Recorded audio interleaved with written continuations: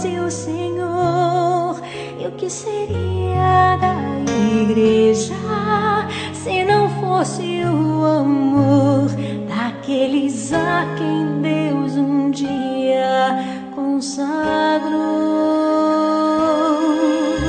Pastor que também é ovelha e é por Deus apacentado, vem hoje aos braços do amado e lança todos os teus fardos. Se às vezes sobrecarregado te sentes desorientado, o teu clamor é sempre ouvido, Jesus sempre estará contigo.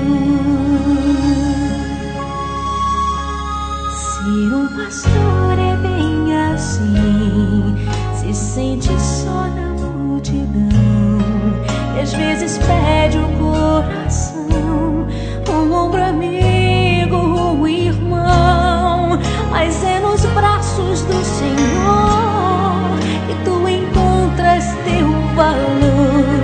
Se o preço é alto, meu irmão, grande é teu galardão.